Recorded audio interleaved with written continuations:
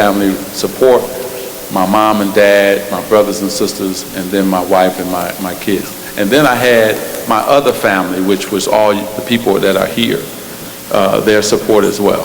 So I think be comfortable with your status, get on your meds, try to exercise if you can, and just have a positive outlook. Because you can still have a productive life. Dr. Ho, I met a lot of people who've been living with the virus for 30 years, 28 years. I mean, they all come up to me. And so there's people been living longer than I have with this disease. And then there's been people who've been in this fight longer than I have. And so that's what they have to do. Yes.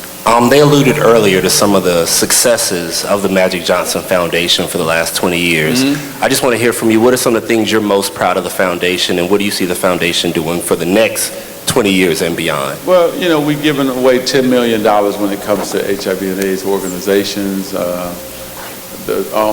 We tested about 250,000 people so far, and that's been a blessing. When you think about all the scholarships we've given out, and even right now today, we have 150 minorities on scholarship even today, right now.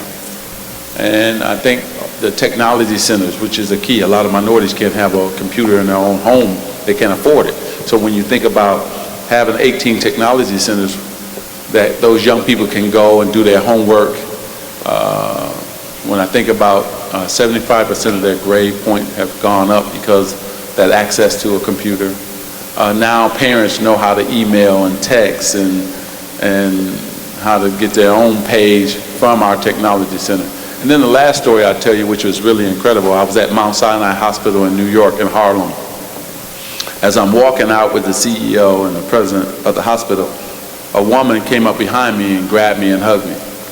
She was a Latino woman, and she was crying. So she said, "Thank you." And I said, "For what?" I didn't know her. So she said, "I got promoted in my job because now I have computer skills, and I learned those skills at your technology center in Harlem." That's what I'm talking about right there. And so those are the things that we try to do. And the foundation is just going to stay grassroots foundation. We have 6 HIV and AIDS clinics, and we do a wonderful job. Matter of fact, all over the country, if they AIDS Healthcare Foundation, and Michael is sitting back there. Stand up, Michael, because I thank you for that. Give him a hand, because Michael makes sure that they get their meds, and if people can't even afford them, he makes sure that they can get them for free. And brother, we've done some great things around the country when it comes to HIV and AIDS, and I'm looking forward to our partnership for many, many years.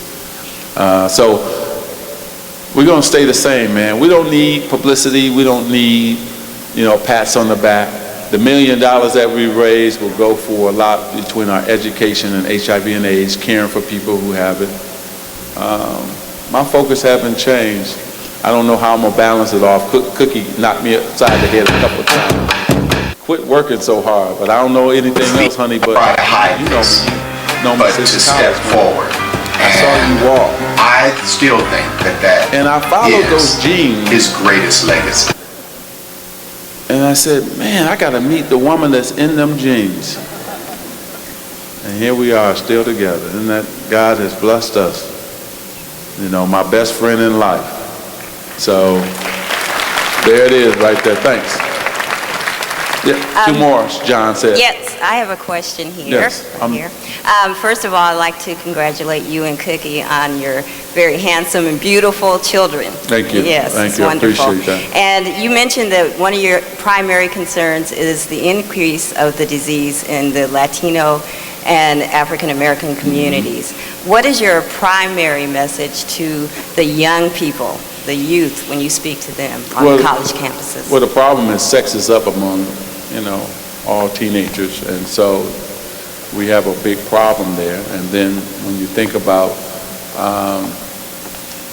young people today don't want to listen to any message because they feel they know it all. So we just have to keep drilling it in their heads that HIV is here and here to stay, and that you have to do a better job of protecting yourself and your partner, and hopefully that message will get to them. And then last but not least, Man, I've been to 300 churches, 300 high schools and colleges in the last few years, right, speaking about this. And so we have a major problem when it comes to a lot of our black colleges. And HIV has hit them in the worst way. So we're trying to focus in on the historical black colleges and bringing those numbers down right there on the campus. And so we got a lot of work to do, but we're going to do it, and hopefully those numbers will. We've seen a little dip in the numbers, haven't we, Dr. Ho, but not a big drastic change. There's been a slight decrease in the U.S. totals.